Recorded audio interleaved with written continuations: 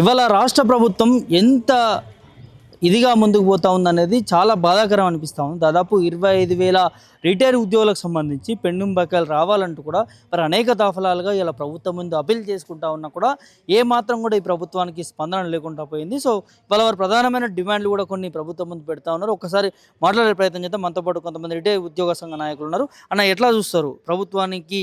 అంటే ప్రజాప్రభుత్వం అని చెప్తా ఉన్నారు, కానీ ఇవాళ మీలాంటి చాలామంది ఉద్యోగులకు సంబంధించి సేవలు అందించినటువంటి రిటైర్ ఉద్యోగులకి ఇప్పటివరకు పెండింగ్ బకాయిలు రాలేదు. ఎట్లా చూస్తారు దీన్ని? ఈ కాంగ్రెస్ ప్రభుత్వము రేవంత్ రెడ్డి ఆధ్వర్యంలో, అంటే రేవంత్ రెడ్డి ముఖ్యమంత్రిగా ఉన్నటువంటి ఈ యొక్క కాంగ్రెస్ ప్రభుత్వము గత అసెంబ్లీ ఎన్నికల సందర్భంగా తన ఎన్నికల మేనిఫెస్టోలో పెట్టినటువంటి విధంగా 420 హామీలు, తర్వాత 6 ఉచిత పథకాలు ఏవైతే ఉన్నాయో అవన్నీ పెట్టి అవి అమలు కానటువంటి హామీలను ఇచ్చి గత ప్రభుత్వం మీద వ్యతిరేకతతో మాత్రమే గత ప్రభుత్వము ధనిక తెలంగాణను అప్పుల తెలంగాణగా మార్చినటువంటి గత ప్రభుత్వానికి బుద్ధి చెప్పాలనేటువంటి ఆలోచనతోటి ఉద్యోగులు, ఉపాధ్యాయులు, ప్రజలు, తర్వాత ప్రజాస్వామికవాదులు, విద్యార్థులందరం కూడా మేము కలిసి ఈ యొక్క ప్రభుత్వాన్ని మీకు కావాలని మేము గద్దెనెక్కించడం జరిగింది. ఈ గద్దెనెక్కించినటువంటి ప్రభుత్వము మేము గత 30 నుండి 40 సంవత్సరాలు మేము ప్రభుత్వ రంగం లోపల వివిధ రకాల ప్రభుత్వానికి సేవలు చేయడం జరిగింది. ఈ విధంగా ప్రభుత్వ ఉద్యోగులుగా మేము ప్రభుత్వానికి 40 సంవత్సరాలు సేవ చేసిన తర్వాత మాకు రావాల్సినటువంటి రిటైర్మెంట్ బకాయిలు అనేటువంటివి మేము రిటైర్ అయిన తర్వాత నెల 2 నెలలకే మాకు చెల్లించాల్సినటువంటి అవసరం ప్రభుత్వం మీద ఉన్నది. కానీ ప్రభుత్వము ఇప్పటికీ మేము రిటైర్డ్ అయ్యి 25 నెలలుగా వస్తున్నది. 25 నెలలు అయినప్పటికీ కూడా మాకు రిటైర్మెంట్ బకాయిలు అనేటువంటి చెల్లించకపోవడం చాలా దుర్మార్గము. ఈ ప్రభుత్వము మాకు కావాలని యొక్క పెన్షనర్లను ఇప్పుడు మేము 62 సంవత్సరాలు ఉన్నాం వయసు, 63 సంవత్సరాల లోపల ఈ విధంగా ఈ పెన్షనర్లను వేధించడం అనేటువంటిది ఈ యొక్క ముఖ్యమంత్రి రేవంత్ రెడ్డికి సరైన విధానం కాదు. ముఖ్యమంత్రి గారు, మీరు ఏమనుకుంటున్నారు? ఈ యొక్క పెన్షనర్లు మమ్మల్ని ఏం చేస్తారు, ముసలోళ్ళు మమ్మల్ని ఏం చేస్తారు అనేటువంటి ఆలోచనతో మీరు ఉన్నారు. కానీ ముఖ్యమంత్రి రేవంత్ రెడ్డి గారు, మేము మా యొక్క ఓట్లతో మాత్రమే మీరు గెలవడం జరిగింది. కేవలము 2% ఓట్లతోటి మాత్రమే, అది ఆ ఉద్యోగులు, తర్వాత ఉపాధ్యాయులు, పెన్షనర్లుగా, తర్వాత విద్యార్థులందరం కలిస్తేనే మీరు ప్రభుత్వం రావడం జరిగింది. అది మీరు గుర్తుంచుకొని పరిపాలన చేయాలి. తర్వాత ఇప్పటికి కూడా మీరు ఇంతమంది చనిపోయినప్పటికీ, ఇప్పుడు రాష్ట్రం లోపల దాదాపుగా 250 మంది చనిపోయినప్పటికీ కూడా ఏమాత్రం మీకు మానవత్వం అనేటువంటి లేదా అని మేము ప్రశ్నిస్తున్నాము.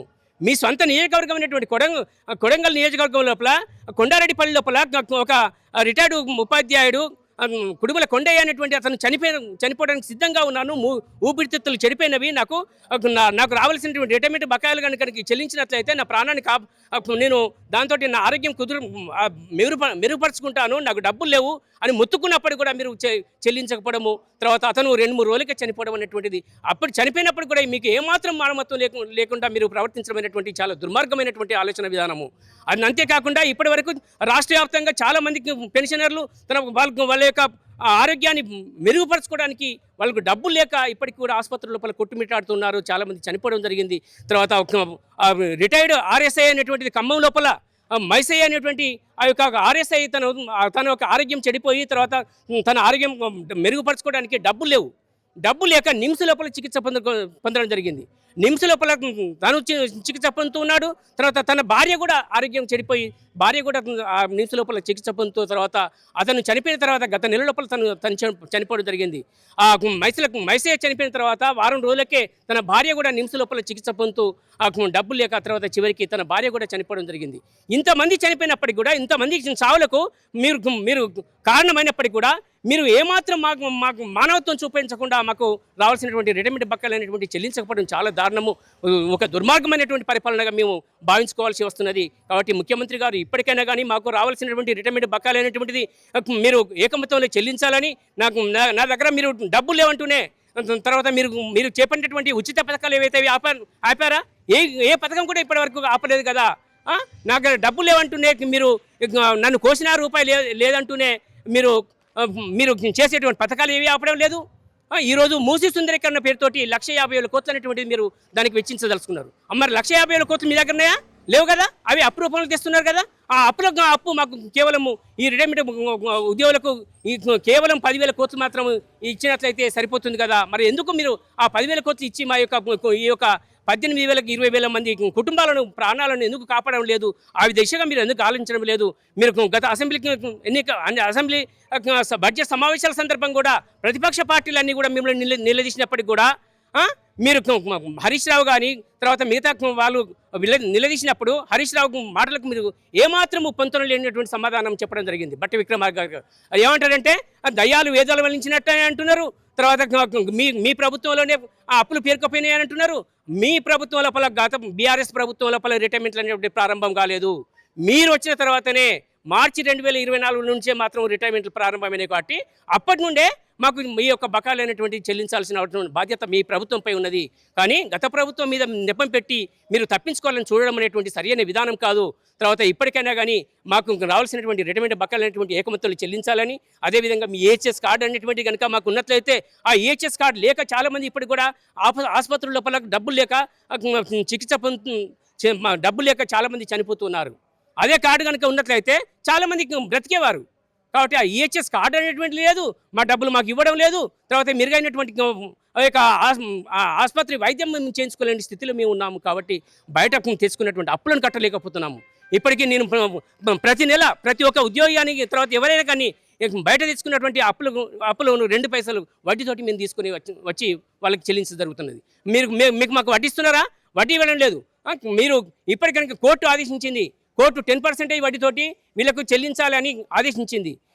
మొన్న హైకోర్టు గత మార్చి 23న ఒక జడ్జిమెంట్ అనేటువంటి జరిగింది. ఏప్రిల్ 9 లోపల కనుక కాంటెంట్కి వచ్చినటువంటి వారందరికీ కూడా చెల్లించాలని గౌరవ జడ్జి గారు ఆదేశించడం జరిగింది. ఈ 9 వరకు వాళ్ళకు రావాల్సినటువంటి కాంటెంట్కి వెళ్ళినటువంటి వాళ్ళందరికీ కూడా ఏకమతం లోపల బకాయిలన్నీ చెల్లించాలి. అదేవిధంగా మిగతా కాంటెంట్ కేసులు కూడా ఉన్నాయి. 9వ తారీఖు 1వ తారీఖు ఉన్నది. తర్వాత 10వ తారీఖున కూడా రాబోయే 10వ తారీఖున కూడా కాంటెంప్ట్ కేసులు ఉన్నాయి. వీళ్ళందరికీ కూడా కాంటెంప్ట్కి వెళ్ళినటువంటి అందరికీ ఆ రిటైర్మెంట్ బకాయిలు చెల్లించాలి. కోర్టుకు రానటువంటి వాళ్ళకు కూడా ఈ యొక్క రిటైర్మెంట్ బకాయిలు అనేటువంటిది ఏకమత్వంలో చెల్లించాలని ప్రభుత్వాన్ని డిమాండ్ చేస్తున్నాను. నా పేరు Kandukuri Devadasu, retired employees association రాష్ట్ర కార్యవర్గ సభ్యుడిని.